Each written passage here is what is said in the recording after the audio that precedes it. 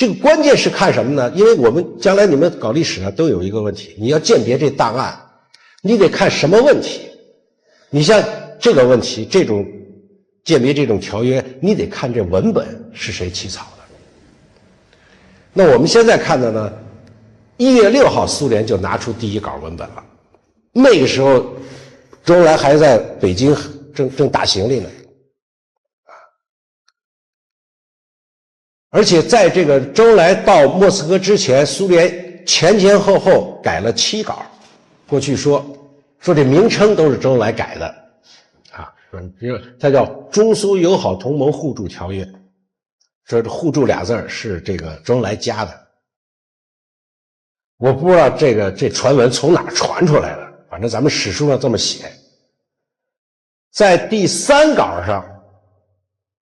这个名字就定下来了。那个时候那是应该是7号8号，周恩来还在火车上，这文稿就有了。因为中苏同盟条约本身呢，它没有什么实质内容，只是说两国结成这种政治同盟，什么受到第三国侵略的时候，或者受到战争威胁的时候要全力帮助，大概就是这么个意思啊。这个本身本来没有什么，所以苏联起草完了，中国一看，哎，没什么。我看了看那个修改，就是本来是2段，它给合并成1段，那边后边把这俩字调一个顺序，完了就交给苏联了。然后苏联再回一个稿的时候说，既然你们没有什么改动，就这样了。到后来你看周恩来跟这个米高扬谈话记录还专门有这么一段讲，说这个中方对这个条约呢没有什么修改意见，那么就按这个签订。所以这个条约呢，按说是没有什么疑问的，是苏联起草的，中国同意了。但是为什么中国史实书都要这么讲？因为毛泽东有一封电报是这么说的。1月25号，毛泽东给刘少奇发了个电报，说中苏同盟条约是我们起草的，苏方没有怎么改动，你们看看，如果没有意见就这个样子。这里有2个问题，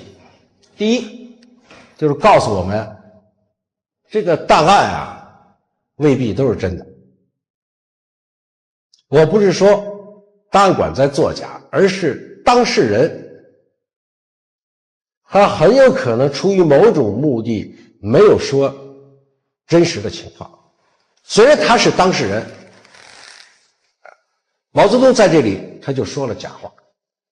他不希望国人知道这个条约是苏联人起草的，他没改动就在上头签个字。从这件事我们可以就是将来我们看档案的时候要特别留神，都要特别注意。你不要看一个白纸黑字啪印个绝密，哇，这个像找到宝贝一样你就用，那你用就用错了没准。第二个呢，那就要进一步深究毛为什么要这样做。后来2月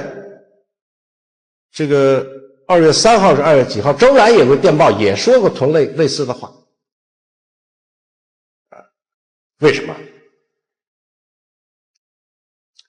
从这里可以看出来当时这个中国领导人的一种心态，他们到莫斯科去承担了很大的压力，如果他不能拿回一个让国人满意的这么一个条约文本的话，他很难面对这个中国老百姓，对吧？特别是面对那些知识分子，那当时不让你去吗？你非去，你看人家给你准备好一个，你到那签个字您就回来了，成何体统这个啊？所以这个条约到底谁起草的这个事儿，其实反映了当时中国领导人去莫斯科的一种心态。那么真正发生了争执，发生了这个就是重大修改的不是这个条约，而是这个协定，就是关于旅顺、大连和长春路的协定。为什么呢？因为斯大林这个人呢非常诡，他在这个成立的这个起草委员会里头，他专门请了一批法律专家，其中有一个报告，就是斯大林就让这些专家要寻找一个就是新条约采用旧条款的这种先例，说有没有新条约都按照原来那个条约，就换汤不换药。我看那个叫什么杜什么金斯基啊，给一个条法司的一个专家给斯大林写了个报告，他什么古巴的一个什么协定吧，还不一个什么欧洲协定，他说都是这样做的，所以中苏条约呢也可以没问题。然后他就对比了一下45年的条约和现在要有什么改动，哇，很长的一个文件。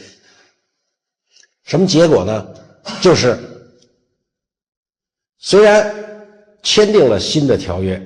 但是基本的内容还是1945年那个条约，只是把旅顺口的海军基地给改了一下，因为原来是30年嘛，现在呢改成这个就是对日合约签订以后，其他的基本上没变。所以这个周恩来到了以后，苏联把这些他们起草的10几个文件都交过来，毛一看就不行，说这个不行，这个推倒重来，咱们自己搞一个。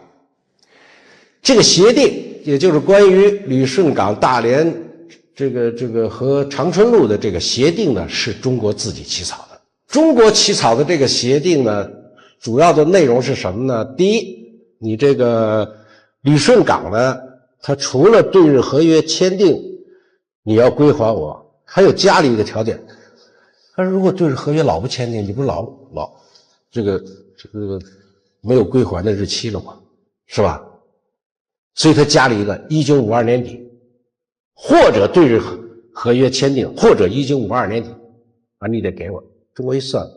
，1952年底这海军也差不多啊建起来了。这个关于这个大连啊，立即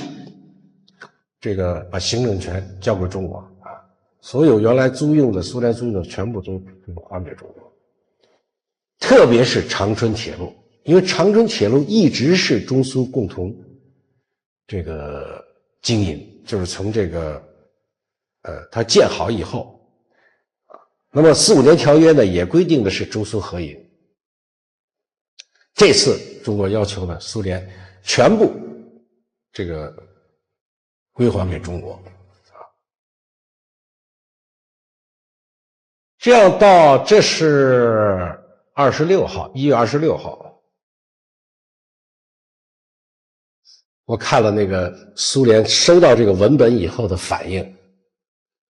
我是看的那个文件，有一个改的比较少，这个大概是外交部修改的，还有一个不知道是莫洛托夫还是谁的，有一个改的是最厉害，全给划了，不是一个大叉子。问号不是就是叹号，反正没剩几个字了。那一个条约，那个协定，谁呀？就是斯大林改的，是斯大林非常气愤啊。但是呢，很这个奇怪，就是28号苏联再把这文本还给中国的时候，基本上就按照中国那文本办的。除了加了一些这个附带的条件，这个长春路也限定在1952年，不是立即归还，有一些呢是还要这个你还要付钱的，啊，等等加了一些，但基本上的原则，这个条款都按照中方这起草的这个退回来了。这是几号呢？28号，这些日子都很重要啊。在毛泽东到莫斯科这个期间，美国人在确定他们的对华战略。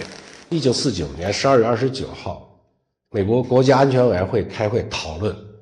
就怎么处理这个台湾问题。因为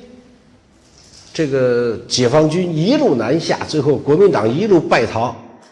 一直逃到台湾，美国人就没管，也没有帮助他，也没有协助他。那么现在再下一步，这共产党就要解放台湾了，管不管？这个在美国，这个决策层面发生了很大的争执。在这次会上，军方的意见是，就国防部啊，这个参谋长联席会议啊，认为这不能再让步了。说如果我们把台湾再让给共产党，那么整个美国的这个远东防线就给破坏了，所以必须援助这个蒋介石，必须守住台湾，台湾不能再让。这是军方的意见。但是这个国务院的意见呢，完全不一样。这个艾奇逊说这个我们应该从政治上考虑问题，你不能单纯看这个军事。说我们的敌人是谁啊？我们的敌人是苏联人，他不是美国人，不是中国人说我们不能把中国人当作主要的敌人。因此呢，美国的政策的正确的选择应该是把中国人跟苏联人给它分开，不让这个中国跟苏联结成这种同盟关系。只要中国能保持中立，那么在美国和苏联这个两大利益集团之间就有一个非常宽广的中间地带。如果在这种情况下把台湾让给共产党，没有什么不好我们正好可以通过把台湾这个让给中共，通过抛弃蒋介石，缓和美国和新中国的关系，这样来离间中国跟苏联，不让他们签订这个同盟条约。这个杜鲁门一想说这主意高，得就听艾奇逊的了。这样1月5号，杜鲁门就发表了一个公开的宣言，说台湾从来就是中国的领土，这美国人，我们美国对台湾没有任何兴趣。如果台湾这个海峡要发生战争，那完全是中国的内战，跟我们美国一点关系都没有，我们不管。那意思，共产党你要打你快打，反正我是不管。跟着12号，艾奇逊又在记者俱乐部发表一个公开的这个讲演，还是讲了这么一番话。那么他就特别点名说，台湾和韩国呢都不在美国远东防御线之内，拉了一条线，这样就把台湾这个包括朝鲜半岛都划在这个美国远东防御线之外。这美国这个意图当然是很明确的了，他是希望毛泽东呢能够知道美国人的意图和用心。那这个时候斯大林就非常着急，正好在1月份嘛，就是双方在谈这个过程当中，所以斯大林就赶紧找这个毛泽东说你看这美国人忒坏，他想挑拨离间因为艾奇逊讲的那番话呀，他讲什么呀？他说其实我们美国人跟中国从来没有利益冲突。说我们占过中国一块地方吗？没有说各帝国主义国家在中国都有租界，美国没有，是吧？什么德国呀、日本呐、俄国都跟中国有领土纠纷，美国没有。说我们从来没有侵略过美国，咱们是最亲善友好的。说你中国人想想，谁最危害你们？是俄国人呐！你想想你们的什么江东64屯你想想外蒙古你想想这儿新疆是这中国人琢磨是说最坏的就是苏联。所以斯大林非常着急，我们立刻招毛泽东来说不行，说我们立刻要发表一个，说我先发表一个，然后你支持我，然后让外蒙古发表一个声明，就共同来批驳这个美国人的无耻烂言啊。那么当然在这个事情上，在这个大的原则问题上，毛泽东呢是同意了，但是这里也发生了一点问题，什么呢？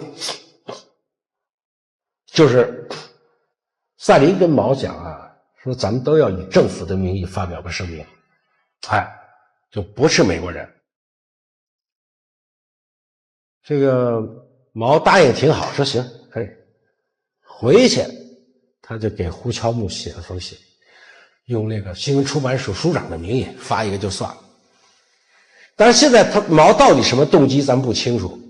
但他肯定是有意这样做的。因为这件事出来以后，斯大林非常气愤，他又把毛叫来训斥了一番，说如果你这样子采取这种行为，我们都说好了共同以政府的名义发表，你弄个这个新闻出版署，那记者说话更不代表政府。对，按西方的观点是这样，你这个报纸上说那不随便说嘛，那跟政府没什么关系嘛。毛也没说话，非常生气，回去走了，很不高兴。施哲回忆说毛呢没太弄明白什么叫以政府的名义，但这是一个解释，其实不是，因为现在俄国档案出来了，有一段对话，就是毛从斯大林那儿回来以后，莫洛托夫跟着他来，然后毛问了一句莫洛托夫，说以政府的名义是什么意思？具体的讲。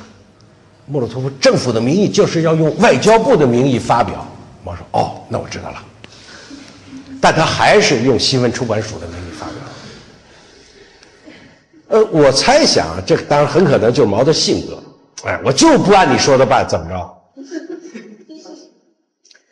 这个事儿后来引起这个斯大林跟毛两人当中的很多这个疙疙瘩瘩的事情，就是其实大的原则反正你也发表了，这个声明了，政治作用其实是一样，所以这是一个大的这个外交态势，就是在当时的情况下，毛泽东是有退路的，中国人呢是有退路的，而斯大林是没有退路的，就俩人打牌嘛，打外交牌。毛手里这底牌点数大过斯大林手中的底牌的点数，所以斯大林必须让步。因为中国可以跟苏联结盟，也可以不跟苏联结盟，甚至可以跟美国结盟，还可以走中间道路。我不是非要跟你苏联结成同盟不可，从客观上讲啊。当然从共产党的理念上讲，毛泽东就认准了这条道，否则的话他也不会发表一边倒的宣言。但是在客观上看，斯大林自然会这样认为，而苏联呢，只有把中国牢牢的这个绑在他的战车上，才能为他在整个东方呢设立一道屏障，把苏联跟美国的这个冲突呢隔断。另外一个因素呢，也恐怕也是起了一定的作用，就是周恩来的一种外交艺术。为什么呢？因为这个条约也好，这个协定也好，有一个问题都没有谈到，就是4·5年条约里头非常核心的一个问题，这次都没谈。什么问题啊？外蒙古的问题，双方都没提。为什么没提呢？因为原来毛说了，说以后我们不再提外蒙古的问题了。斯大林呢也特别不愿意提这事儿，反正你认可这现实就完了，反正已经独立了，对吧？人家国家也成立了，我们这个外交关系也建立了，就是既成事实就完了。周恩来那天28号找这个斯大林说，我还找您谈话，谈什么呀？他说谈这个外蒙古的问题。斯大林一听脸就白了，这不是说你们不提外蒙古问题了吗？说说这个过去那个条约呢，是承认外蒙古独立的，是吧？但是这个条约废除了，这个新的条约没提这件事儿啊。那么我们新政府对外蒙古这个独立的问题，是不是应该表个态啊？他说：“那你们想怎么办？”他说：“我们想发表一声明，说明呢，我们这个人民政府啊，同意外蒙古独立。”哎，这萨林，这不挺好吧？那可以嘛？好，那我起草一个条约，您看看一声明。萨林一看，明白了，这周恩来啊，很有心计，因为当时中国关于这个长春路、这个大连港和这个旅顺港的这个协定交给苏联以后，苏联当时没答复。中国知道跟苏联那个条约完全不一样，哎，那么周恩来就这么写的，因为条约我刚才说了，已经那个大家已经都同意了啊。那作为条约的附件，以下这个2条呢，要这个就是并列执行。一条就是按照中国提的这个旅顺、大连和长春路的这个协定，再一条就是中国承认外蒙古独立。哎，所以你要同意就都一块同意，你要不同意这事儿就麻烦了。当然我们没有看到斯大林这个关于这个看到这个周恩来起草的这个声明以后的反应啊，但是可以想见，因为就是28号最后苏联提供的这个文本退回来，这个文本基本上接受了中国的这个条件，哎，所以我推断周恩来这番话对斯大林是起了作用。那么在后期的谈判当中，因为后边还有很多问题的，除了这2个，这是2个最主要的。这个苏联的态度就比较强硬了。这个从后来米高扬和周恩来的几次会谈记录可以看到，这苏联觉得非常吃亏，吃了非常大的亏。说这个那这样子吧，说咱们再附加一个条件啊，说这个长春路呢是可以归还给中国，但是我们如果想要运兵的话，你们得允许，就是我们苏联，如果发生了什么危机情况啊，说苏联可以用这个中国长春铁路运送部队，因为它连接着旅顺港啊，运用物资和这个军队。周恩来说可以，说但是这条约啊都是对等的，说中国也有权使用西伯利亚铁路。这米高扬气的说你们用西伯利亚铁路干嘛呀？周恩来说我们可能会用西伯利亚铁路往新疆运粮食。哇，你看这个会谈记录啊，给这个米高扬气的说，你就明说你不同意我们用这个条约不就完了吗？你们用什么西伯利亚铁路，这不捣乱吗？不是捣乱，说我们回国得有个交代，说这外交都是对等的嘛，你提一条，我得有个对应的。他说其实我们是不会用的，是谁绕那么大远去运那粮食，到时候都发霉了。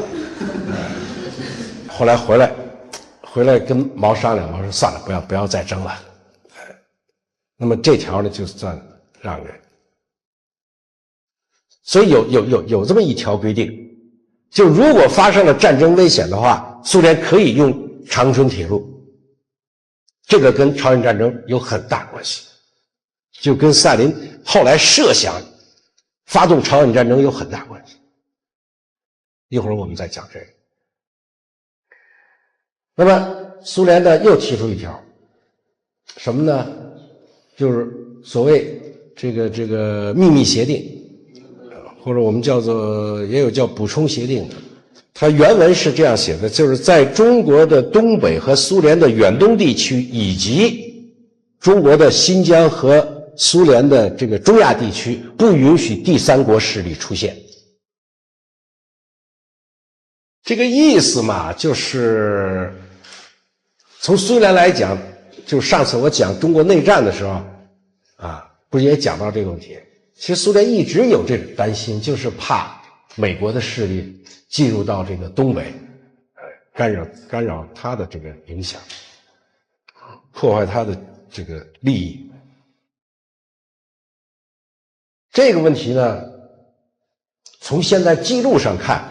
中国是很顺利的就同意了，没有发生任何争执啊。而后来这个说法呢不太一样，也是毛泽东自己讲的，说这个他把这叫两个殖民地啊，说中苏同盟条约啊，这个斯大林强加给我们两个殖民地4个合作社，这两个殖民地就指的是东北和新疆，所谓不允许第三国势力进入。反正我至今没有发现中国在这个问题上跟苏联有什么争执啊，因为从条约上看本身是没有什么不平等的。当然从苏联的意图呢，当然他很清楚，就是你不能搞那种像过去说门户开放政策啊，这个谁哪个国家都可以来，不允许啊。从实际情况来讲，是不是侵犯了中国的主权？因为这个在史学界是有这个争论，有人就认为因为签了这个，中国主权受到侵犯，这个我还不这么看。刚才我讲一个从法律上讲，至少它表面上是平等，从法律意义上讲，你不能说侵犯你的主权。另外从实际的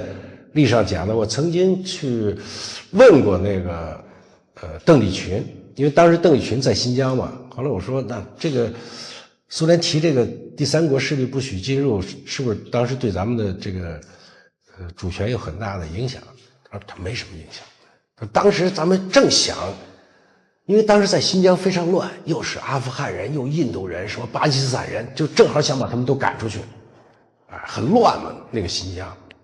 借着这么个条约，他说我们后来就把他们全给赶走了，啊。所以从现实讲，这个问题也不存在。那4个合作社呢，那就更不能说是苏联强加给中国的。所谓4个合作社指的是什么呢？就是4个股份公司：新疆石油股份公司、有色金属股份公司，还有中苏航空公司和这个造船公司，这4个大的股份公司。这个事情由头是怎么来的呢？就如果从苏联方面讲啊，他们确实一直想在中国搞这些股份公司，因为原来就有，像石油和有色金属原来就有，后来是因为2战的时候，这个盛世才采取了这个就是反苏的这么一个政策，后来苏联再加上希特勒进攻，苏联就撤走了。2战结束以后呢，这个苏联就一直在跟国民党政府谈这个恢复这合营公司的问题，但一直没谈成。再加上国民党内战的乱，甚至那个国民党政府到了广州，后来苏联大使跟着来，其中一个很重要的任务就是继续谈这个航空协定啊，什么就谈这些事儿，他没谈成。那么毛到了莫斯科以后呢，是谁呀？是王震给这个王震在新疆嘛，当时王震给这个谁，彭德怀，写信，说什么呢？说这新疆现在经济要发展了，经济要发展，说这油田没钱，又没技术，跟这空着，这边老百姓就没工作。能不能请苏联来，是吧？搞个合营公司，苏联有钱有技术，咱们出资源合资嘛，然后生产经济也上去。找这刘少奇这非常好啊，这主意。马上打电报给毛泽东，说不但就他认为不但这种合营公司不但新疆搞，说关内都可以搞，这是一种这个发展经济的很好的方式啊。所以毛跟斯大林一说，斯大林当然很高兴，那好吧。这么着，这个谁，邓丽群陪着赛福鼎他们就到了莫斯科，然后就开始谈这个。这个造船公司稍微晚一点，那是到了3月份了，所以这4个合作社是中国人提出来的，不是苏联人提出来的，不论从当时来看，还是从现在的看，这其实都不存在出卖国家主权的问题，因为中国人那个过去对主权的意识有点问题，好像这资源一出让就是出卖主权。那四川护路运动也是为这个，东北那个张学良跟那个谁中东路事件也是为这个，其实现在这合营公司满大街，是不是？谁也没说他出卖主权，因为大家人们的意识变了。但是当时这个情况可不一样。毛一回国，这个再加上这英国人就是给你这个胡说八道啊，乱宣传啊，说这签了4个股份公司，这是共产党把中国给出卖了，怎么着？一弄，哇，这个国内是舆论哗然，很多人提出这个骂，说你共产党卖国，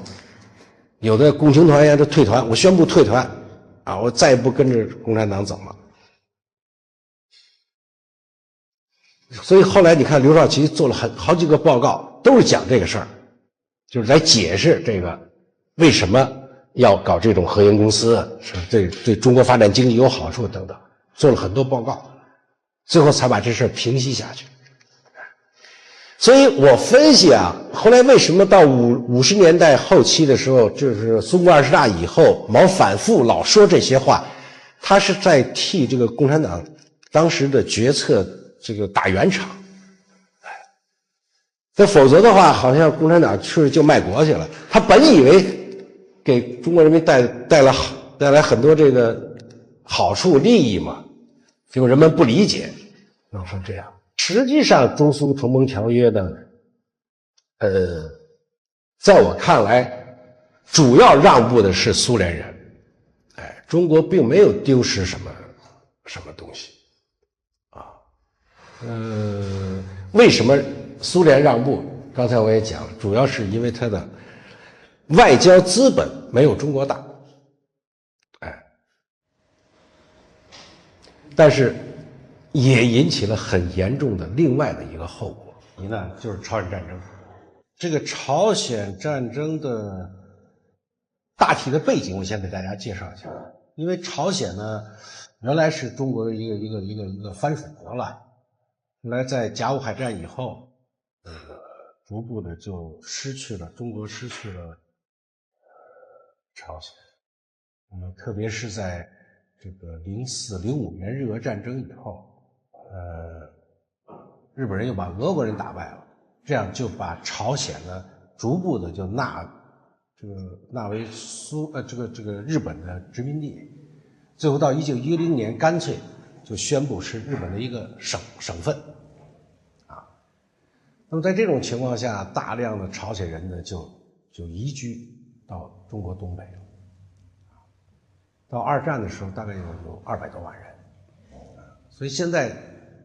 在朝鲜族在东北呢，其实原来他们很多人就是从朝鲜那边移民过来的。那么二战结束的时候呢，根据雅尔塔协定呢，要让朝鲜独立。那么朝鲜独立呢，它又有一个就是当时制定一个托管政策，就很多国家你原来是殖民地。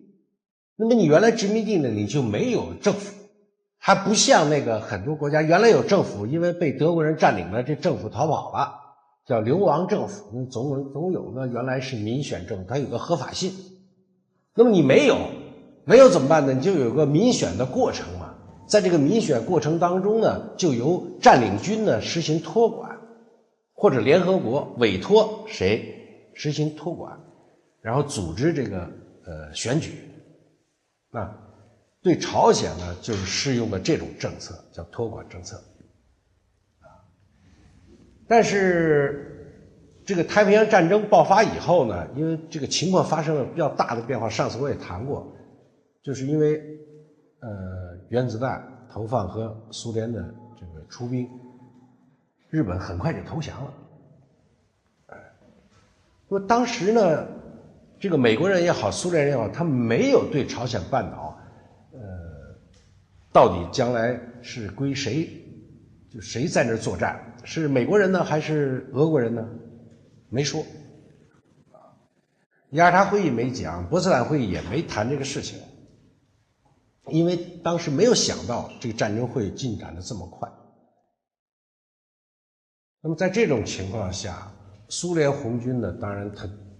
它是直接从陆地进入的啊，所以很快就占领了北朝鲜。当苏联红军已经快达到这个三八线这附近的时候，美国军队还在冲绳呢，啊，那离着还好几百海里呢。所以这个时候呢，这个因为8月15日日本就宣布投降了吧，所以美国就有一个占领，就是由谁来占领的问题。杜鲁门就给斯大林写了一封信，当时提交了一个就是由美国国防部匆匆忙忙画的那么一条线，这条线就叫三八线。他只不过觉得这三八线大体上能把朝鲜半岛分成两半，那么北半部就是由你们苏联去这个占领受降，南半部由美国人受降。那么当时美国人呢就认为苏联可能会提出一些交换条件，比如把汉城啊划到这个北部地区啊等等。没想到第二天斯大林非常痛快就同意了，说可以，那就三八线，而且通知苏联军队跨过三八线撤回来。当时美国国防部也没想明白这事儿，说这斯大林怎么这么好说话啊？但是杜鲁门知道，因为斯大林在给杜鲁门的信里头讲啊，他说这三八线一旦划定下来啊，就不仅仅是这个朝鲜半岛的事情，他这个三八线继续往东延伸的话是哪儿啊？是日本的北海道。三八线就穿过了北海道，因为这涉及一个苏军能不能在日本本土登陆的问题。斯大林的意思很清楚，这是朝鲜，这是日本，是北海道，这么一划，我可以允许你在南朝鲜登陆，但你也要允许我在三八线以北的日本本土登陆，这才是斯大林的最终的目标。那杜鲁门呢耍了个滑头，说这个事儿我定不下来呀，这个你得找盟军总司令麦克阿瑟。等斯大林再去找麦克阿瑟的时候，麦克阿瑟说这不行，这我已经早都布置好了，用不着你们登陆了啊，说这个苏联军队不得踏上这个日本本土啊，结果双方就僵起来了。讲起来嘛，那当然，这个苏联已经发布了撤退的命令，这个泼出去水它也收不回来了，所以在朝鲜半岛的问题上就留下这么一个疙瘩吧，一个心里很不痛快。战争结束以后，美国呢就在南朝鲜扶植了这个谁啊？扶植了这个李承晚。斯大林呢在北朝鲜，原来他扶植的不是金日成。原来他是因为我不是上次讲过这个联合政府政策吗？他扶持叫谁？是曹婉之这么来。曹婉之呢，就有点像中国的孙中山那么个人物，在国内比较有威望，是一个这个挺有政治见解那么一个。但是这曹婉之这人呢，他就是不大听苏联人的话。45年12月召开这个莫斯科会议的时候，当时美国、苏联和英国确定在朝鲜实行托管政策，然后双方呢组织这个议会选举，然后统一选举朝鲜政府。当时并没有想把朝鲜分成两半，只不过两个分区占领，然后选嘛还选统一的政府。这曹婉之就站出来反对，那凭什么托管啊？说我们朝鲜人没能力，还让你们托管，不干。后来这个曹婉之就失踪了，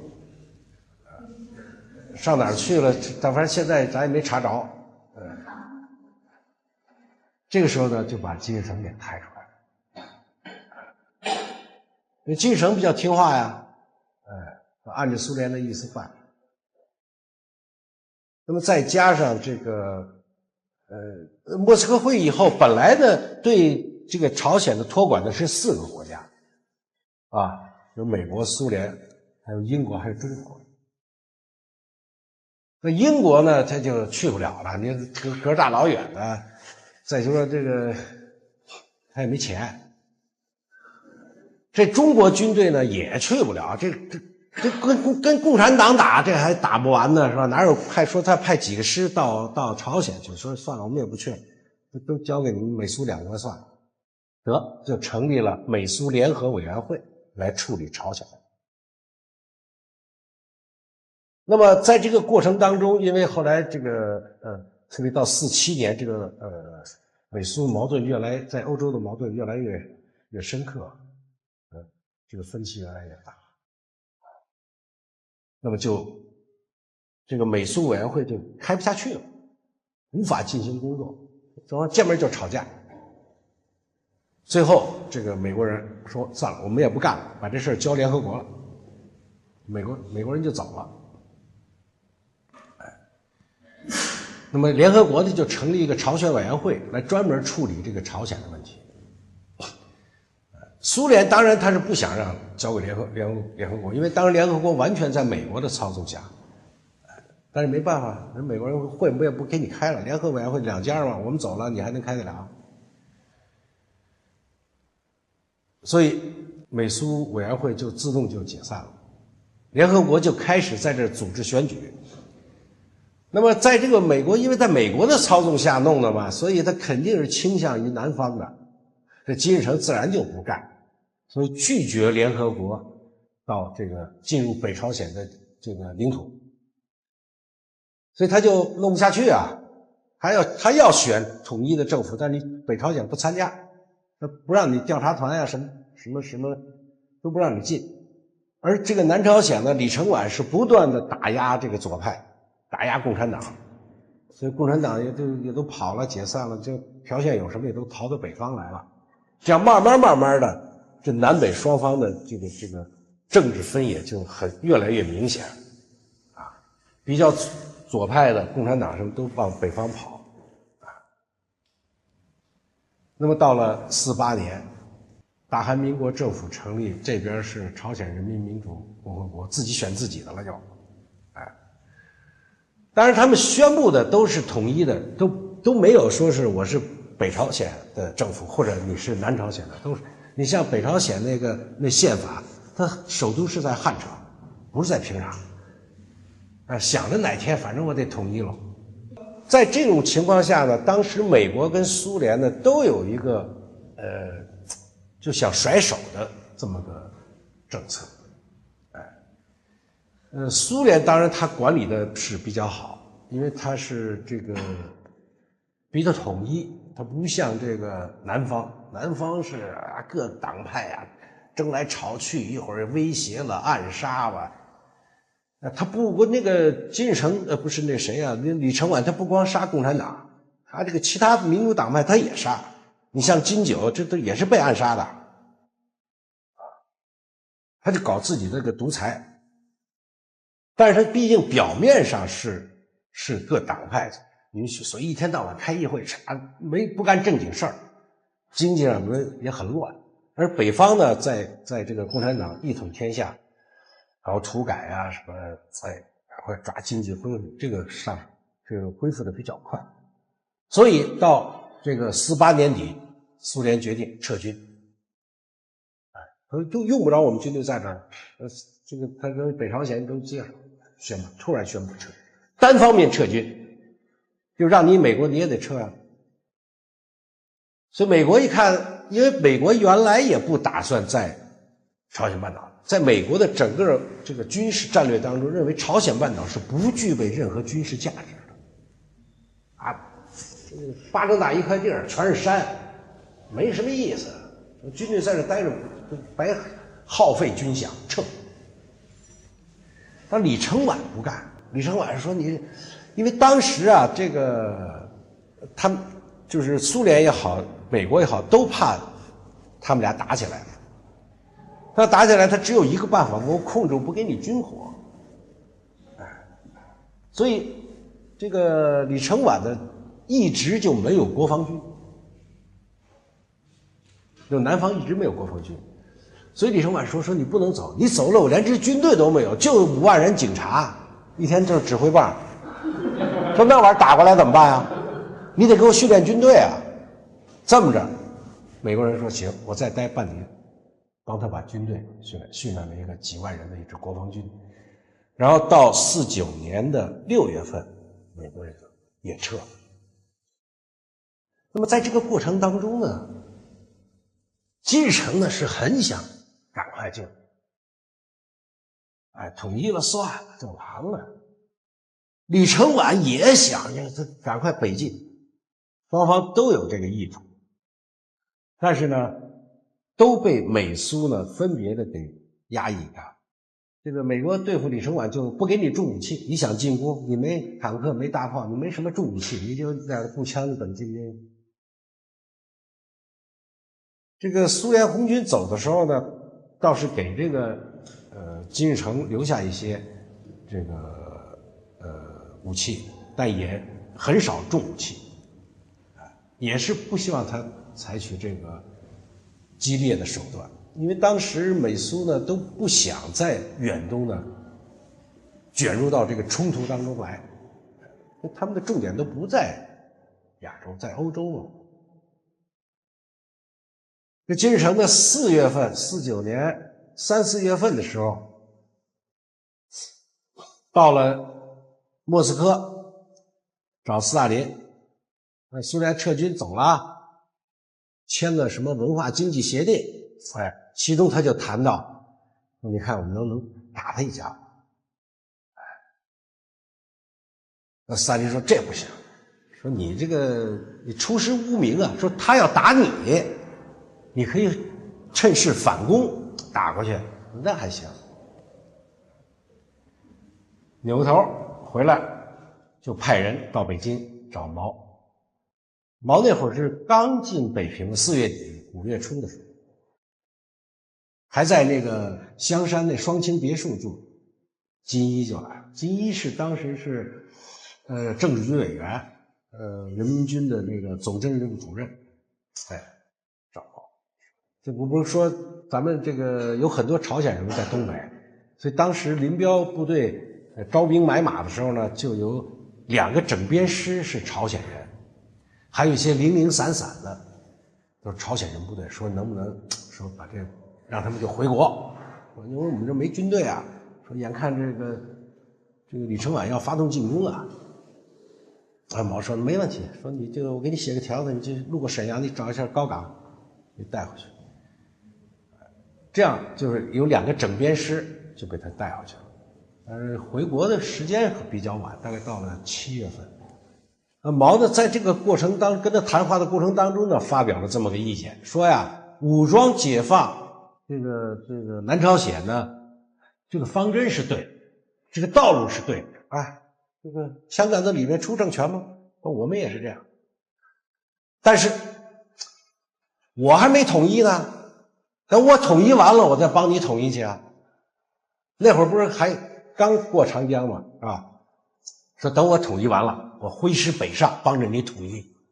打这个南朝鲜没问题。咱们都是什么黄皮肤黑头发，他也认不出谁是谁，就走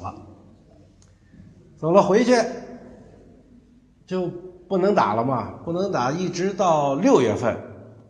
美国撤军了，这金日成心又动了，说这样美国人走了，这可以打了吧？设计了一个叫翁金半岛作战计划。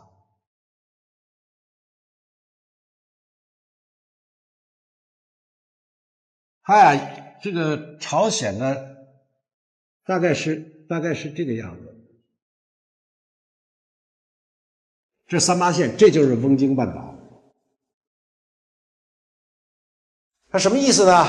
他说啊，我把部队啊在38线依次排开，然后呢，我先在翁京半岛发动一次进攻。如果美国人没什么反应，或南朝鲜反应不大，我就全线进攻，一举拿下南朝鲜。和这苏联大使看这方案觉得不错，就报给莫斯科了。9月份，斯大林政治局委员啊，这反复的讨论到底怎么办，最后给否决了，不行。这个后来斯大林给个回电，说你这个设计这个不行，为什么呢？说你这个你一打，就会引起这个美国人的干预，美国人要一干预啊，就会变成世界大战，所以不行。而且你根本没有做好任何军事上什么充分的准备啊！说以后怎么办？以后和平统一嘛，说不要搞武装那个武力，就搞和平统一啊！这搞个宣传啦，争取民心啊，训练点游击队啊，到他后方捣乱捣乱，这还行，不能这个明目张胆的你就发动进攻。一直到我看那俄国档案里有很多这个材料，一直到什么时候？到11月、12月，因为在38线附近呢，大大小小2000多次武装冲突，就是49年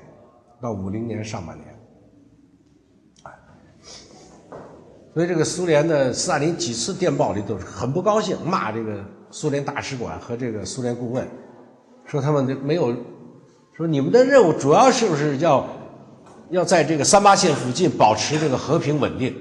啊，不要闹事儿，惹是生非的。9月份，这个斯大林批驳了这个金日成的翁京半岛作战计划以后呢，这金日成掉过头又找毛泽东，大概跟毛泽东说的意思呢，就是他要利用这个机会，就是中国已经统一了。啊，你下边就该我了吗？你要帮帮我，怎么样？毛呢但这个因为我没看到这个材料，但我看到后边这个电报，毛就给这个斯大林打的，大概意思呢，就叫金日成来了，你怎么样？我说这么个意思，要打。但是显然毛电报里面表露了中国不同意的这个态度，所以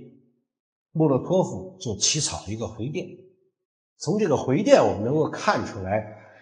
前面我刚才说的那个情况，就金日成怎么找毛怎么找他。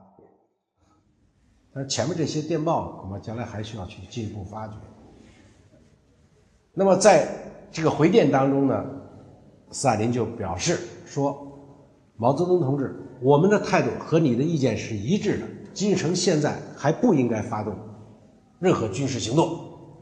金日成同志的思想工作我们来做，你就放心吧。这是到了什么时候？这是到了11月份，11月5号，然后再过了1个月，这毛泽东不就到了莫斯科吗？从现在看的材料，在毛泽东访苏期间，斯大林跟毛呢，没有就朝鲜战争的问题交谈过。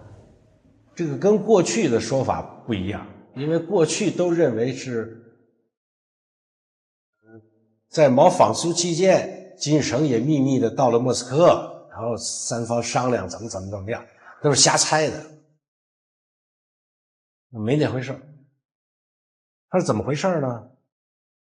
是1月17号，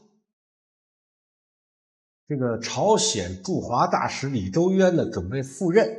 在平壤中国大使馆举行了一次这个叫做午宴，工作午宴，欢送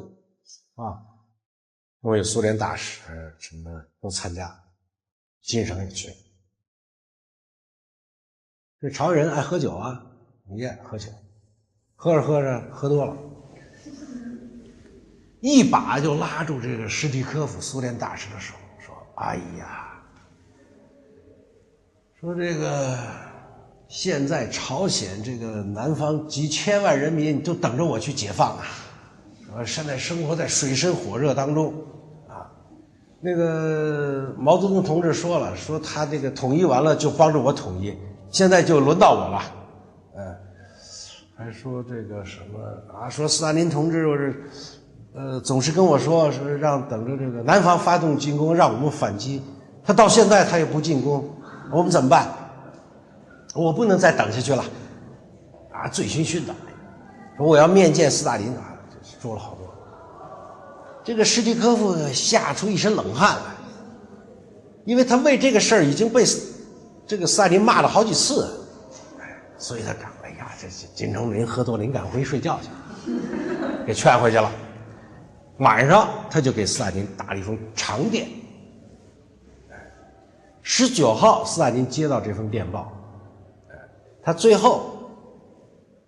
史蒂科夫还做了一番评论，就是他认为呢，这个金日成其实没喝醉，啊，他就是想借着这个撒酒疯啊，说，要不他有的话他不敢讲，谁敢指责斯大林呢？你说说，他就是喝多了说两句嘛，说他醉翁之意不在酒。斯大林拿了这个电报以后，一直没有任何反应，一直过了10天，啊，1月30号，斯大林突然给平壤发了一封电报，请转告金日成，我同意他的计划，但是这件事呢要做得非常的缜密，啊，让他到莫斯科当面谈。那么这就有一个问题了。现在我们现在看到的这封电报是斯大林转变对朝鲜政策的最早的一个文件，也就是说1月30号斯大林开始改变了这个态度。那么这就涉及到一个什么问题呢？涉及到一个朝鲜战争的斯大林他这个同意发动朝鲜战争的一个动机的问题，就是他为什么10天前他没有任何反应，为什么10天以后就突然做出这么一个决定？在这个历史研究当中啊，这个对这个决策动机的判断呢，是一个比较困难的问题，特别是对共产党国家的这个决策动机的判断。为什么？你看我说的是有道理的，因为这个西方国家啊，它的决策程序都是公开的。你像美国要做任何，比如打伊拉克，这绝不会是这个突然的谁都不知道，砰，突然打起来了。它有一个相当长的一个辩论啊、讨论的过程，他各方都得拿意见，国务院有什么看法，国防部什么看法，海军什么看法，陆军什么看法，中央情报局，他各种方案都给你摆出来，讨论，最后弄个国家安全委员会，选择一个方案。那么他在提任何一个方案的时候都有他的理由，就是我说打为什么，我说不打为什么。这共产党国家就不是了，那就拍拍脑门就定了的事儿，他都是个人决策。怎么要不然叫领袖外交呢？就领袖说了算，一个人说了算。你说这周恩来管外交，他管什么外交啊？他管外交部，他不管外交。外交是毛泽东管，这个苏联也好，中国也好，凡是这种体制的国家，它都有这么一个特点，那么在这种情况下，他脑子里怎么想呢？这个你怎么知道？这个金日成的想法，这个很容易，因为他已经几年来一直是耿耿于怀这个事儿啊。他要统一啊，要什么，这个也很好理解。而苏联呢，原来一直认为呢，朝鲜不是苏联的一个这个战略目标，他也不想在朝鲜半岛这个地方跟美国产生任何冲突。那么他为什么会突然同意了金日成的这个作战计划？那就只有这个学者做各自的这种解释因为他没有一个文件说斯大林写段日记或者做一决议说我们为什么出兵朝鲜，弄一出师表，没有。他就写了日记，你也不敢信呢，你敢信吗？大体上有这么两种看法。就目前在学术里，一种看法呢，就是从总体上讲，在中苏同盟条约签订以后，就是中国跟苏联结成同盟以后，中国革命成功以后，斯大林呢感到革命的形势来了。欧洲苏联呢不想跟美国发生这个对峙，那么他想呢在亚洲把美国的注意力吸引到亚洲来，然后在亚洲给你打一仗，再把中国给弄进来，最好日本也掺和，说越热闹越好。反正呢是把你美国人的注意力吸引到这个远东来这样推动这个中国呀、日本啊、朝鲜啊，反正到处闹事儿。在这么一种大的这个战略构想下，他同意发动朝鲜战争，跟这个美国人打一仗。这是大体上因为各种观点，他说法还不是完全一样，但基本上是这么一类。那还有一种看法呢，就是苏联的这个基本的外交战略没有发生变化他仍然是希望避免跟美国呢发生直接的冲突。但是为什么要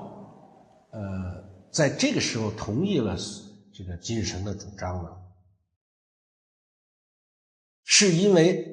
中苏同盟条约的签订完全打破了苏联这个在远东战略的一个支撑点。整个苏联的从沙皇俄国开始，这个苏联的远东战略的支撑点在哪？就在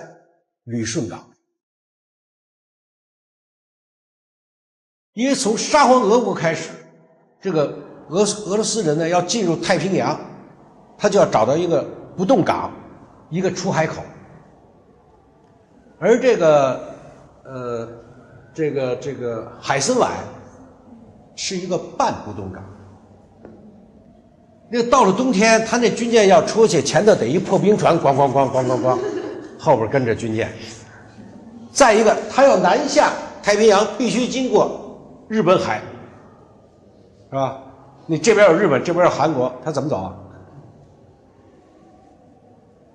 旅顺港当然就不一样了。所以太平洋战争结束以后，苏联的这个太平洋舰队的基地就设在旅顺港，然后通过中长路，他就直接把这个从这个欧洲通过中长路大连和旅顺直接进入太平洋。所以这个整个这个出海口不动港，这是苏联的远东战略的一个支撑点。这个中苏同盟条约一签订就没了，这个铁路人也收回了，人港口也收回了，那苏联就忙活了。那斯大林讲了什么话？1945年9月2号，这个打败了这日本投降的时候，斯大林说了一句话，说这个他是讲04年、05年日俄战争不是失败，旅顺港不就是丢了吗？就被日本人拿走了吗？说这是我们一代人的耻辱，我们等待这一天等了40年，现在终于拿回来了。得没5年呢，要让毛泽东又给拿走了。所以，这是我个人的一个分析啊。那么，如果他还要维持他这个远东战略，就如果苏联还要在太平洋找到一个出海口的话，就是朝鲜半岛。因为朝鲜半岛有4个很大的港口，非常适合于这个跟旅顺港的情况差不多啊，像这个釜山啦、元山啦、济州岛有那么几个港口，而这几个港口在1945年9月，这个苏联外交部的报告当中呢，都跟斯大林提过这个事儿。现在我们也找到了这些报告，就认为朝鲜半岛的这4个港口，只要能拿下1个到2个就足够。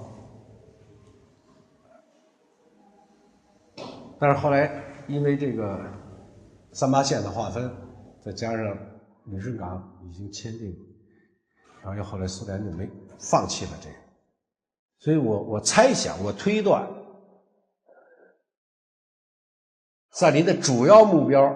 就是发动朝鲜战争，在同意金日成发动朝鲜战争的主要目标是想维持苏联在远东的这个战略地位。那怎么维持呢？那就是如果要是很快取胜，像金日成设想的那样，几天之内就能够结束战争，美国也来不及干涉的话，那么他自然就能够拿到几个港口，就直接就把旅顺港转移到那个南朝鲜的港口就完了。如果要不顺利，那么旅顺港还会包括中长路还会在苏联的控制之下，因为当时中国是没有海军的。如果在这个朝鲜半岛发生的这个战争危险的情况下，肯定苏联要继续占领旅顺港。后来朝鲜战争当中果然是这样，就1952年9月的时候，周恩来又跟斯大林跟维辛斯基签了个协定，把旅顺港又再次让给了苏联，而且这次连个期限都没有。为什么？因为战争爆发了。所以这样子呢，在苏联在朝鲜发生这么一次这个战争的情况下，苏联呢可以从中呢保证自己在远东的这种最基本的利益。这是我对这个问题的一个判断。为什么我不同意这种像什么进攻或者是革命的这种说法呢？是因为我们在看这个材料的时候，斯大林跟金日成谈的一个很重大的问题就是，如果你发动进攻，美国要干涉怎么办？他是担心美国干涉，而不是说他想让你发动进攻把美国人给吸引来。这个现在很多俄国学者，当然斯大林后来说了很多这种话斯大林比如这个1950年8月24号他给这个捷克斯洛伐克总统写信的时候，他就讲，他说我当时就设想好了这个我们只要是一打，美国人必定要到这个朝鲜来，说美国人到朝鲜来，我就把他给拴在这儿了，然后我再派中国人出兵跟他打，然后怎么？这完全是胡说八道，就是事后这个诸葛亮。他当时根本不是这么想的，他当时是怕美国人干预，但是因为美国人后来真的干预了，他得找个台阶下，然后他就跟别人讲，我知道他就会来的，我有意让他来的。所以这个你不能看说这个斯大林怎么说的，你就说他就是这样。其实这个里头有情况发生了很大变化，所以我的一个结论就是，中苏同盟条约的签订和朝鲜战争的爆发有着非常紧密的内在的这种联系。而这种联系呢，主要就是斯大林从苏联自身的这个战略利益出发，他改变了对朝鲜半岛的政策。那么当然这件事情呢，是毛泽东和斯大林的双方最后关系不太和谐的那么一个象征啊，一个证明啊。不过也恰恰是在朝鲜战争的这个过程当中呢，中苏又真正走到了一个同盟者的地步。这个呢，就我们下节课再讲。好，就到这儿。因为上次呢，我们讲这个中苏关系，中苏同盟条约签订的时候呢，讲到一个问题，就是斯大林呢，在1950年的1月30号，决定改变对朝鲜的政策。那么他原来对朝鲜是什么政策呢？朝鲜半岛的分裂，当然主要是因为从内部情况来看，就是朝鲜半岛呢，南北双方形成了不同的政治制度。这种政治制度的不同呢，也是因为南北双方是被美国和苏联分别占领的。那么在1947年的时候，因为冷战的爆发呢，原本是美苏联合委员会来解决朝鲜的统一问题。后来呢，这个联合委员会呢就无法工作下去了，因为双方见面就吵。这个美国人呢就干脆甩手不干了，就把这个朝鲜问题呢交给了联合国。苏联当然是反对交给联合国的，因为联合国就在美国的控制下嘛，所以你交给联合国就等于把这事儿让美国单独处理了。但是反对也没用，反正美国人不干了，因为本来呢，对朝鲜的托管呢，在这个雅沙会议上是委托给4个国家：中国、英国、美国和苏联。但是英国没有能力去远隔重洋，是吧？中国那会儿也是打内战，所以国民党的部队他打共产党还来不及呢，是吧？他哪能有多余的兵力往这个朝鲜派？所以在1945年12月这个莫斯科会议的时候呢，就决定英国和中国都不参加了，这样就委托给美苏两国。那么现在美国又往联合国一扔，那么朝鲜的问题呢，就把苏联排斥在外。那么从48年起，联合国就开始筹划朝鲜的这个选举啊。那么在苏联的支持下呢，这个北朝鲜就不参加这个选举，不但不参加，而且不允许联合国的这个人员呢进入北朝鲜境内啊。那么所以韩国叫大韩民国当时成立的时候呢，其实是没有北朝鲜这部分人的参与投票的啊。那么在这种情况下，金日成呢自己组织了北朝鲜的选举，所以就形成了2个国家2个政府。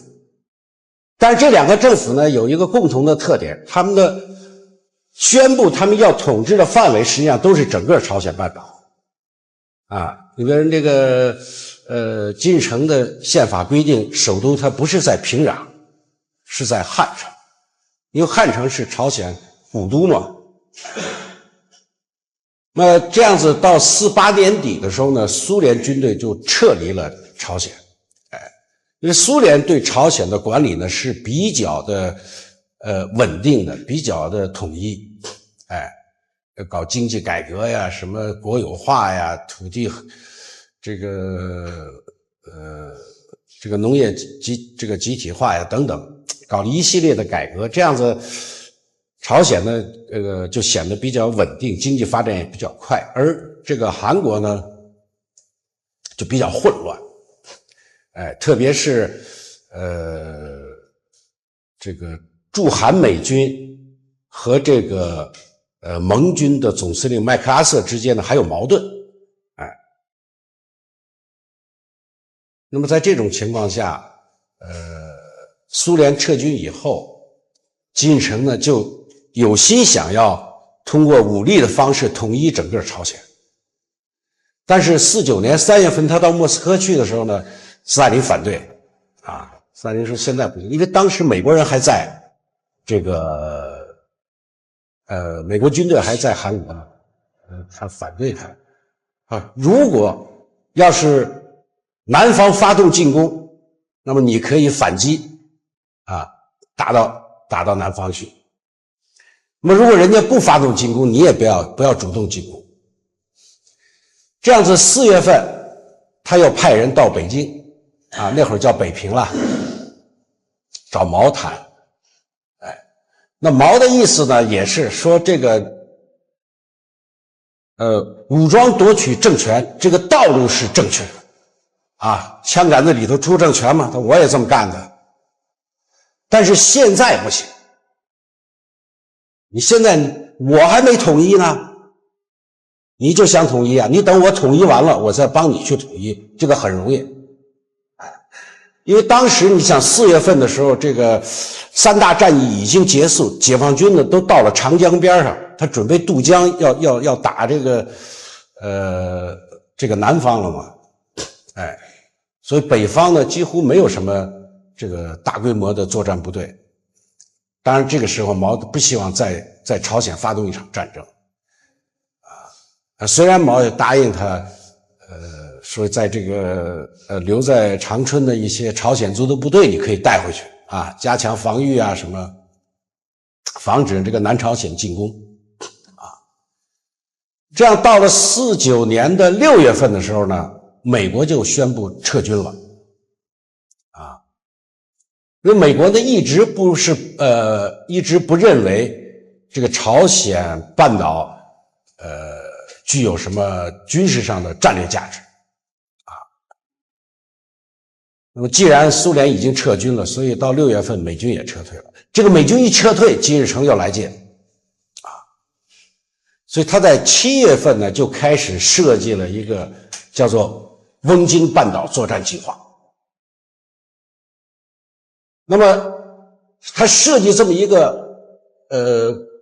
计划的目标呢，是希望通过这个在翁京半岛做一个试探，然后如果南方没有这个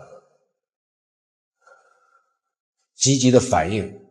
或者美国没有做出什么强烈的反应的话，他就可以全线突击占领南朝鲜。但是9月份呢，斯大林否定了这个计划，认为他这样子做太冒险因为很可能引起全面战争。结果到了10月份呢，金日成又找中国为什么呢？因为中国这个中华人民共和国成立了，你原来说的你统一以后你帮着我统一那你现在统一了是不是就该轮到我了那毛泽东呢就给斯大林打了个电报这个到10月下旬的时候，他说这个金日成又来了又嚷嚷着要打中国呢还是认为现在不应该发动战争希望金日成呢希望这个斯大林呢能够做金日成的工作。那么斯大林回了个电报，也讲的是同样的意思，说完全同意这个毛泽东同志的意见，这个金日成的工作我来做。那么一直到年底虽然在38线附近大大小小发生了2000多次武装冲突，但是苏联的方针一直是压制的这个金日成，当然中国也是这种态度。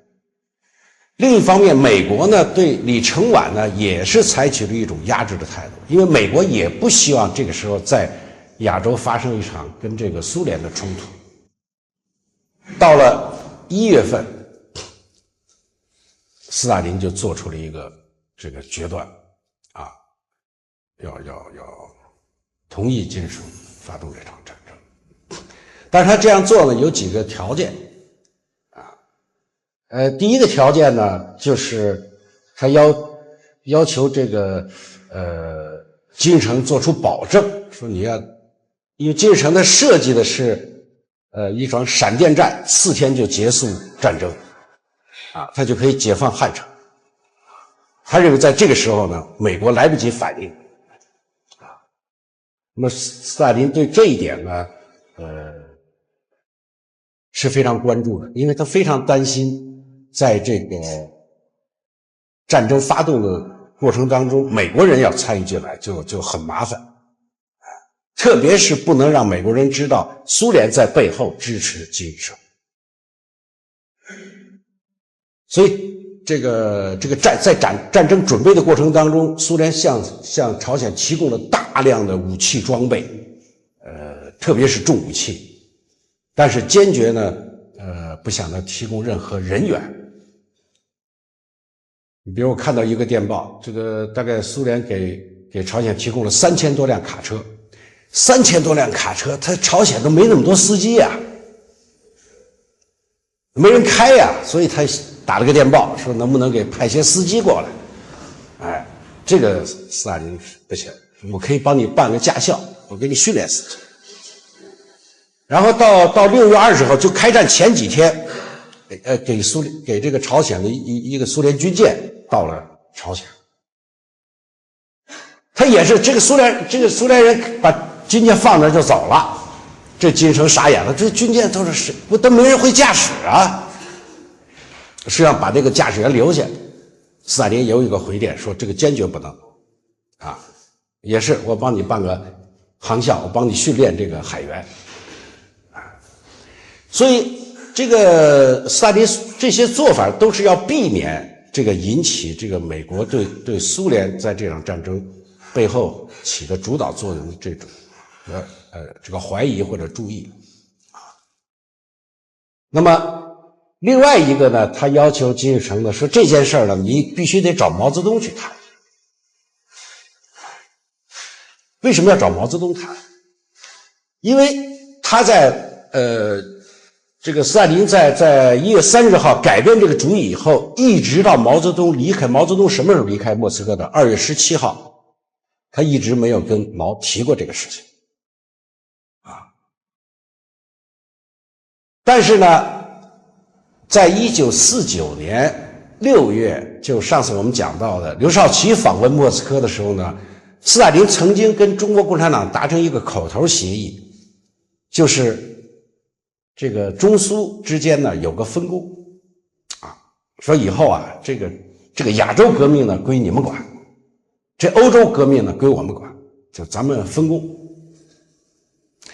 那么当然这个朝鲜要打仗这么个大事儿，他事先不跟毛泽东讲，无论如何是说不过去的。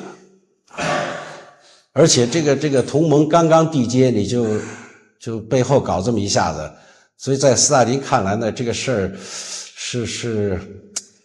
很难办，因为他又知道毛泽东不大赞成现在发动这样一场战争。毛泽东当时着急什么？他要打台湾的嘛，所以这个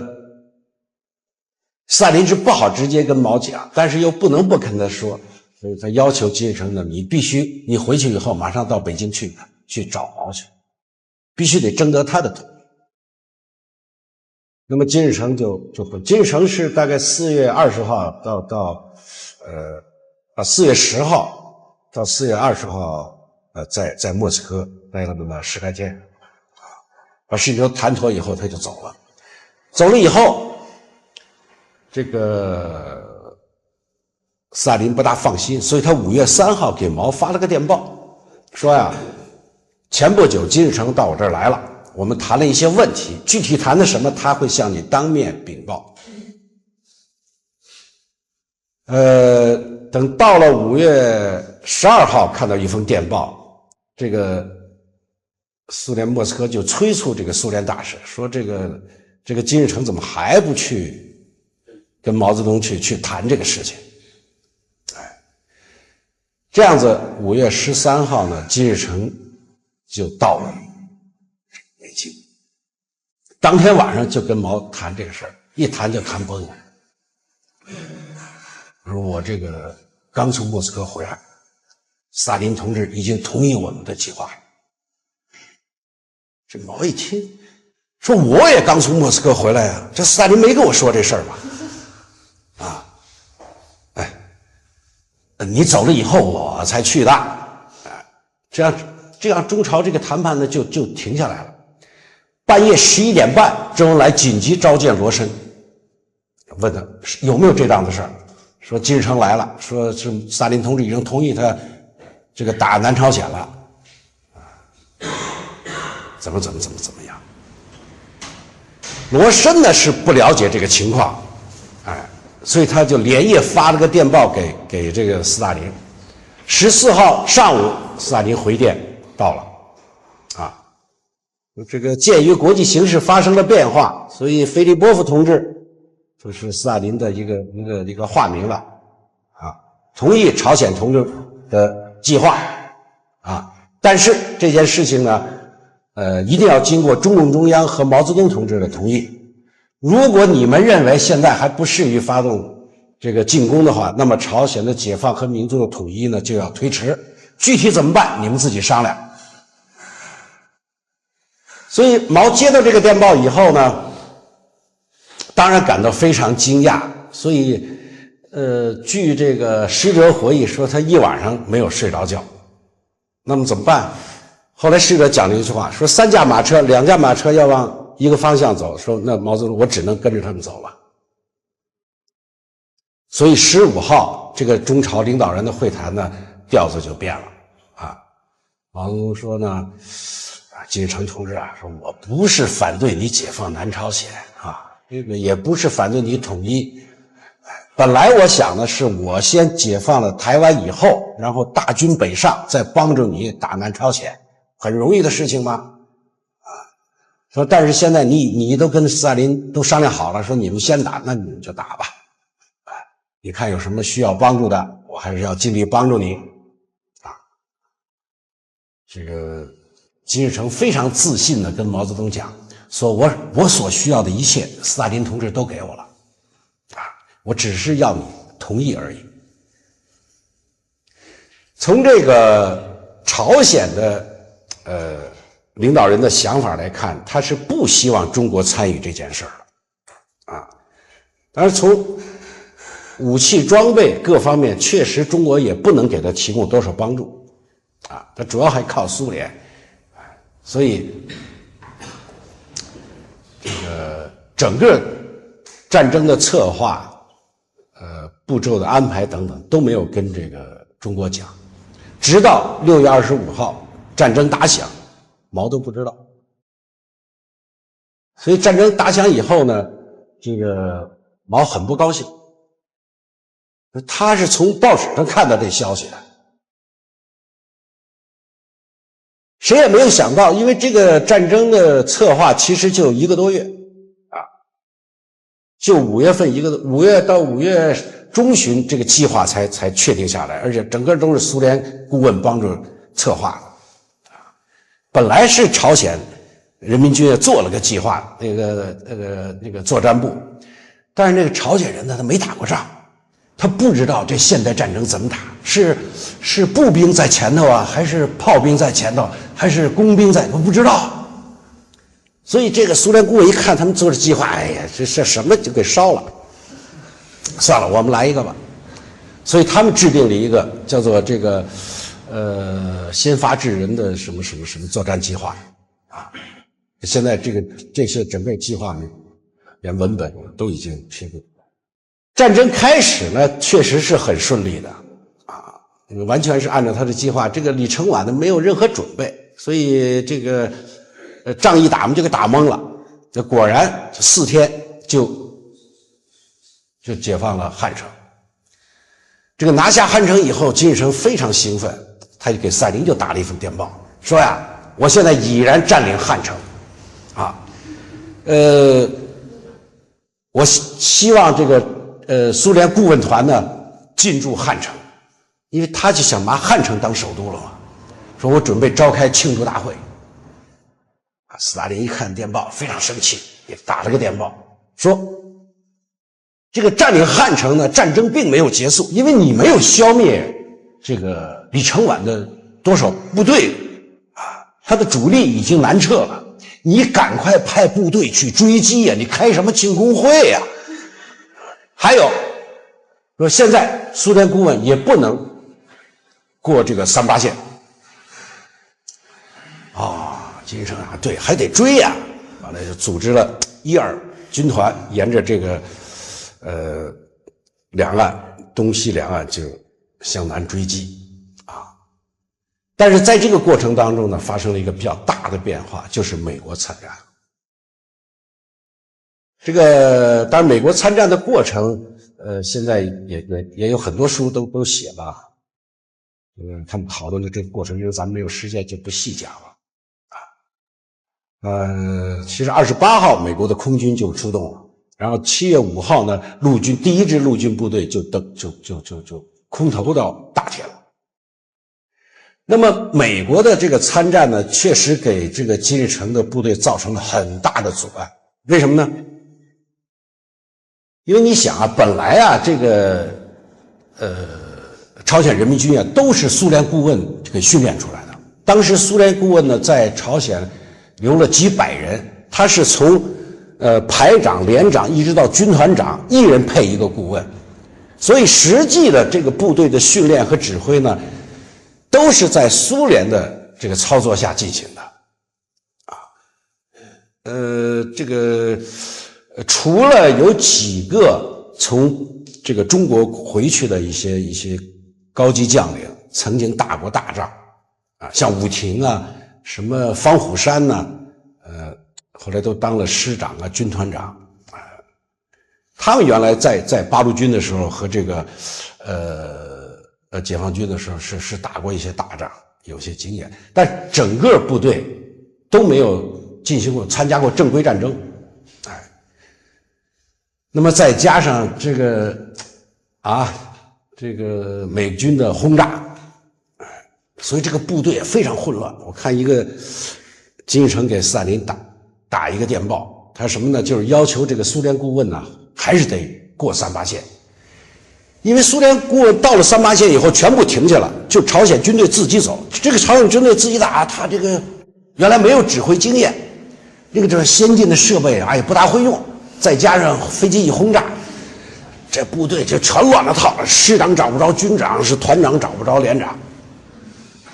所以金日成呢就写了个信，把这个情况反映给斯大林，希望这个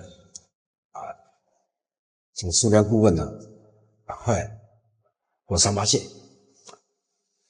那么史蒂科夫就苏联大使呢是同意了，就把这个电报就转给莫斯科，斯大林非常不高兴。说你搞清楚啊，说你是苏联的大使，你是代表苏联的，你不能什么都听金日成的，你先弄得我这个非常被动。但是鉴于当时这种情况，斯大林也是希望赶快结束这个夜长梦多，你赶快结束这场战争。他还是决定派一批这个军事专家、军事顾问过三八线，但是有一条，这些人全部换上便装。都是作为《真理报》的记者去采访去了，反正他妈出了事跟我没关，跟政府无关，再一个，他让史蒂科夫你保证不得有一人被俘，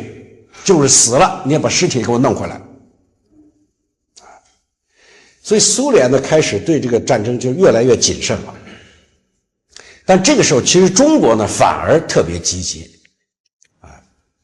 我这个揣测毛的心态呢是，既然你已经打了，那干脆赶快打完了，打完了你消停了，我好打，所以呢，这个战争爆发不久，大概到7月份的时候，中国就开始组织，但这个时候已经放弃了解放台湾的战役，回过头来组织东北边防军，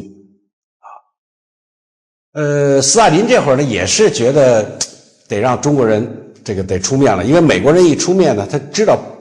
这个事情就麻烦了，所以7月2号他就通过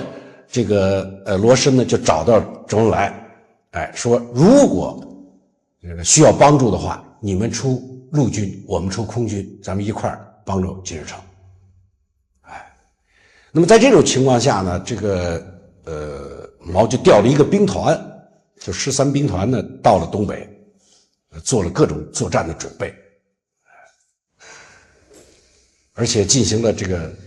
战争动员。但是金日成呢就一直拒绝中国的帮助比如说这周恩来派这个谁柴军武就后来就改名柴成文，说你呀赶快去到金日成身边，把这个情况了解清楚，到底这个战争的进程怎样送一些情报。结果这个柴成文因为他原来一直在一野搞情报，跟着彭德怀所以他到了以后，很多这个人都认识，都是原来八路军过去的，而且他就住在那个这个朝鲜劳动党中央这个机关大院里头，这些人没有一个人敢理他，吃饭的时候见面端脸扭脸就都走了他很奇怪，他原来都是很好的朋友嘛，同志怎么到了这儿都不认我？后来人家私下跟他讲说这个金日成呢不让跟你接触金日成呢给他弄了一高级宾馆，好吃好喝，装一部电话，说你拿起来就是我办公室。柴成文我是采访他跟我讲，他说开始我还挺高兴，一想这待遇不低拿电话就是首相。后来他一琢磨，这不行，这等于把我跟外边切断联系了。我拿起电话就是首相，我哪敢一天到晚给首相打电话？说每天晚上呢，金日成给他送一份战报。开始他还挺高兴，都转这个中央军委总参。后来他发现，他送来的电报都是第二天的广播稿，所以后来他汇报的时候，聂荣臻骂了他一顿，说你瞧你拿来什么情报？我们这个广播都能听得到的。他说我得到的就是这个。这整个对中国封锁消息，包括这个9月5号，周恩来准备派几个参谋去勘察地形，因为你这个军队要过江，你得了解地形金日成都不让去，只是说不用来。战争呢是到8月中旬的时候，中下旬的时候就进入僵持状态了，因为这个美韩联军呢不断的撤退，最后就撤到这个釜山，然后人民军呢就追到这个地方，但是到了釜山以后，这个联合国军的那个防线非常坚固，因为它范围很小嘛，你想穿插什么都没有办法，只有正面进攻，所以久攻不下的这个时候，战争进入了僵持状态。这个时候毛就想派部队过来了，所以他几次跟这个金日成讲，说你现在很危险，因为你战线拉得很长你想你几百公里的那个后防线，朝鲜是个长形的岛国嘛，它南北这个东西两岸随时可能登陆，切断你的后方补给线所以在这个时候呢，你一定要有重兵防备后方。至少我看到的材料，毛3次提醒金日成，但是金日成就不管。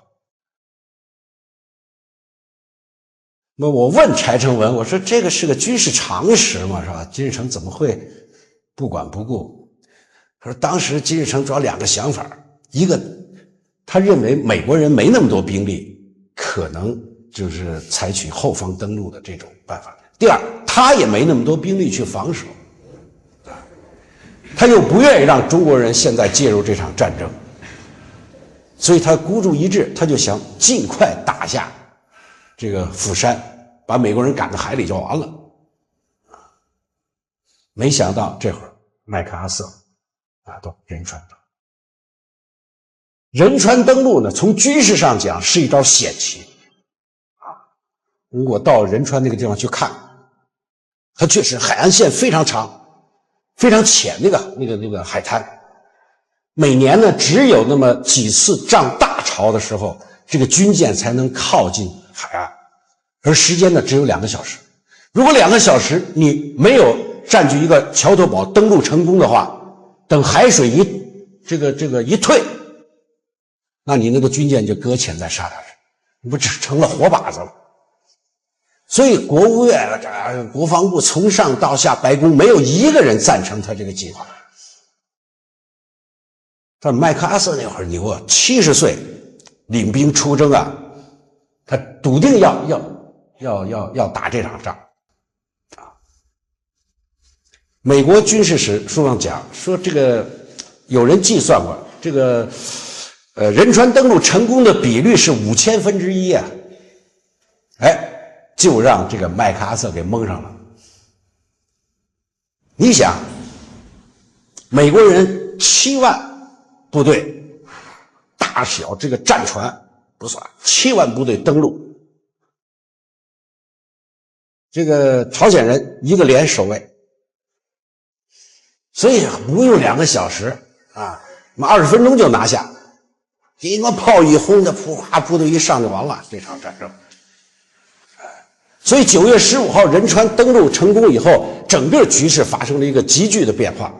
他登陆部队兵分2路，一路就是向北去打汉城，包围汉城，一路就向南，整个把这个人民军几十万部队就包围在洛东江这一带。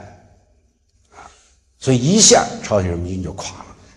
最后没有一支整建制的部队逃回北方。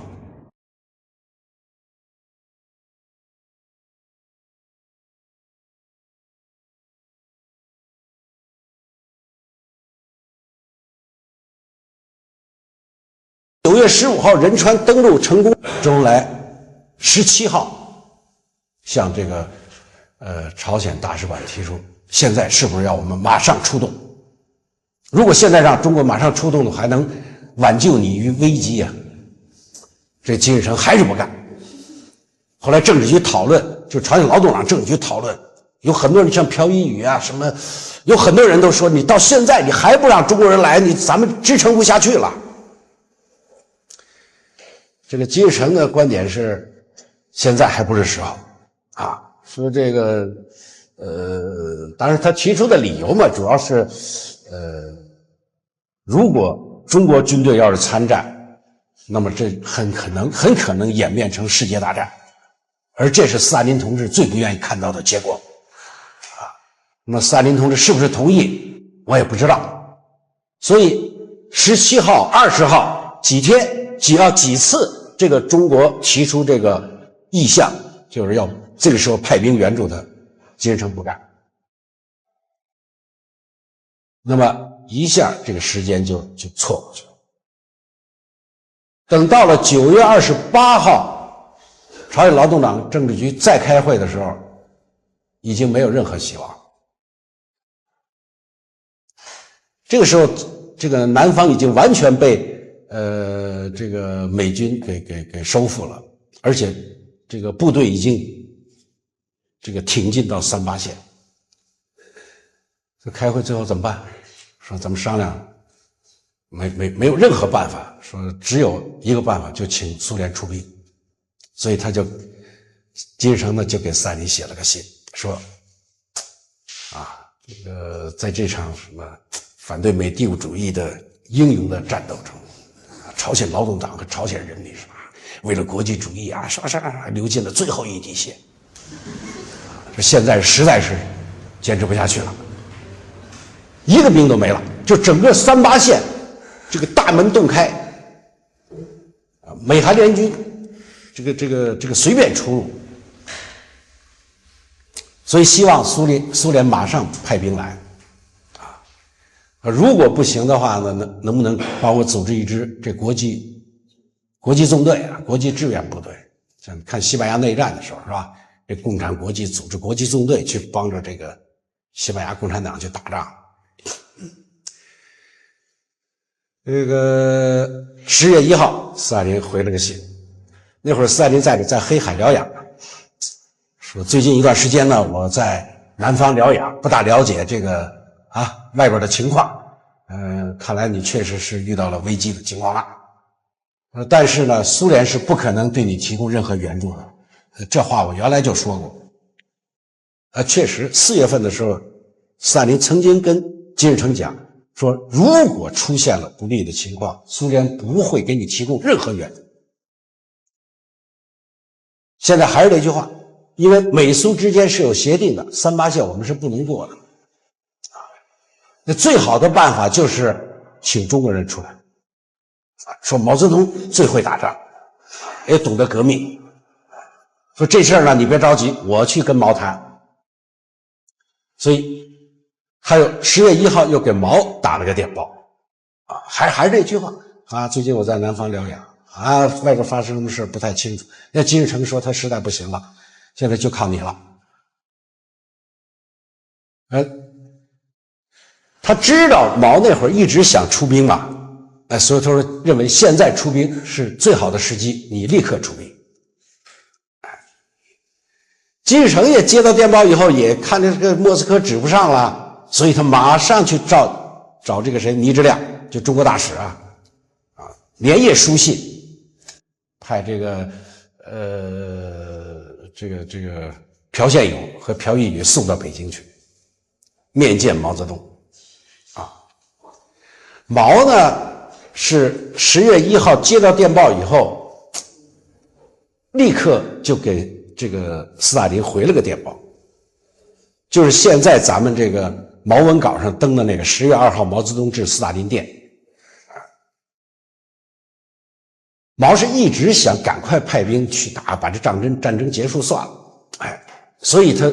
马上回去说15号我就出兵先派几个军先到哪什么，写了一大堆。但是后边也写了说这个中国的武器装备不行，所以希望苏联赶快提供装备。但是10月2号召开这个书记处扩大会议的时候，没想到大家都反对，都认为在这个时候出兵是不是合适能不能打得过美国人，提了很多问题。如果把战争引到中国来怎么办？等等。这样毛他就这个电报就没发出去，他这个揣兜了。晚上召见罗申，跟他说了另外一番话，说现在出兵还不是时候我们这个开会讨论，大部分同中央同志认为呢，现在不宜出兵你请转告这个斯大林同志说我们还要再开会商量。那么10月3号空了一天，按照他们的安排呢，就10月4号、5号召开政治局扩大会议，这样就把这个高岗什么这个彭德怀都叫到北京来。那么原来呢，人们原来有个说法都说是这个原来拜林彪为帅，说林彪什么称病不出，其实也没这回事。因为林彪呢，林彪得病呢是很早就发生的事情了而且确定林彪要去苏联治病呢，也不是在这1-2个月当中决定的我到现在没有看到只言片语说毛泽东曾经想让林彪挂帅。这里头有一个很大的误会是什么呢？是因为这个当时组建东北边防军的时候，是使用谁的部队呢？是林彪的部队因为当时中国的这个架势呢是这样，一野就是这个彭德怀的部队呢在西北是准备进军这个新疆二野刘邓大军呢在西南准备要进西藏，三野呢是在东南准备要打台湾的，四野就林彪的部队是最辛苦，因为他从东北一直打到广州，主要战役都是四野打的所以很辛苦。那么现在就让他休整，从河南就从郑州到这个广州一线排开做总预备队，这是当时中国的军事态势。那么当朝鲜战争爆发，决定要向东北派兵的时候呢，三野的部队没动。三野16个军呢是准备打台湾的，一个是地理位置也不合适啊，因为那会儿铁路还不像现在，包括福建整个是没铁路，所以他要往这个东北紧急派兵呢，只有四野的部队。但是四野呢，林彪又没去啊，是当时派的谁去指挥这个部队呢？是粟裕。粟裕原来是三野，粟裕是台湾战役的总指挥，把他调去当这个东北边防军的总司令兼这个第一政委，说明什么呢？说明第一，放弃了解放台湾啊；第二呢，就说明当时林彪呢就没有打算派林彪来做这件事儿。那么当时毛呢跟林彪还这个请教他，因为什么呢？他想派一支最能作战的部队，因为首战跟这个美国人打不是一般的，不像跟蒋介石哈，说一仗弄个几十万玩玩，没那个戏。他林彪讲说，当然最合适的就是13兵团，也就是13兵团在郑州啊，坐火车一下就到东北了。但有个问题啊，说这13兵团这司令员不行，谁啊？黄永胜。说黄永胜打仗不行，说那谁能打？说15兵团司令邓华。所以林彪呢给毛出了个主意，说让13兵团和15兵团的司令员对调。所以实际上13兵团的司令部呢是15兵团的司令部，而把黄永胜调到广州，所以后来黄永胜做了广州军区司令，邓华呢就做了这个志愿军这个司令员啊，这样子。所以当时其实这个跟林彪是没有什么关系，但是粟裕呢就没到任，命令宣布了，粟裕就进了医院了，一直在这个青岛养病，这个是可以理解，因为当时这些主要人几乎没有人没病的，那都一直咬着牙在打这个几年战争，所以战争一结束，这病全出来了。粟裕没有到任，在这个东北兵团不出动的情况下还可以，因为他只管内部，比如训练派兵。要真正要出去，涉及到跟国内后勤方方面面的联系，所以必须得有一个拿得起来的人物啊，而且能够指挥这个四野的部队。全国只有彭德怀，因为彭德怀是原来做过八路军的这个副总司令。所以他原来这个几个野战军的部队都在他手下，所以毛呢打定主意要找彭德怀。彭德怀自己并不知道，因为彭德怀的秘书讲说接到电话让他们马上进京开会，他以为要开发大西北呢，抱着一堆图纸到了北京。他一进去一看，哟，满不是这么回事儿，因为他到晚了嘛，他是4号下午到中南海。一开会说这个会场气氛非常凝重啊，原来中央开会不是这样啊，毛泽东谈笑风生，今天怎么了？大家谁都不说话，沉着脸。晚上回去，他住在北京饭店，这个邓小平去找他，说今天出大事了，这怎么样？这朝鲜战争啊爆发怎么回事？哦，我还以为开发西北了呢要。他说那主席叫我来干嘛？他说主席叫你就是要让你这个挂帅，你好好想想，现在的大家都反对，明天早晨你先到丰泽园见主席。你看那个彭德怀那个回忆录，也是一晚上睡不着觉，想了半天，然后第二天到了这个丰泽园，一见面，老彭，你说这场仗到底能不能打？彭德怀把他想了一夜的话告诉毛说啊，如果苏联半撒手，能够支援我们一把，这仗还可以打。如果苏联完全不管，我们也不能打，没有任何把握单独跟美国人作战。毛泽东一拍桌子，老彭等着就是你这句话，说斯大林同志已经答应我，他出空军，咱们出陆军，你就准备上吧。啊，现在立刻到会上去跟大家谈谈。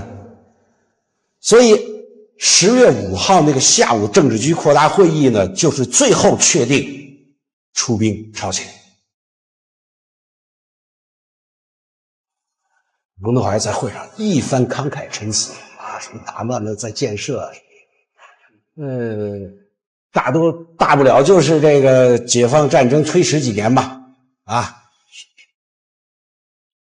这样子彭德怀这么一讲呢，大家也就没话说了，哎，所以就好吧，就这样决定。10月6号召开了第2次国防会议，周恩来做了具体的部署。这个时候毛有个很大的担心，这苏联要不出空军怎么办？什么时候出都不知道啊，这只是原来电报里那么一说，所以他10月6号这个10月8号一方面下达了成立中国人民志愿军的这个命令，一方面他给斯大林打了个电报，说我们已经决定出兵，但是还有很多具体问题要商量，我派周恩来和林彪直接面见你。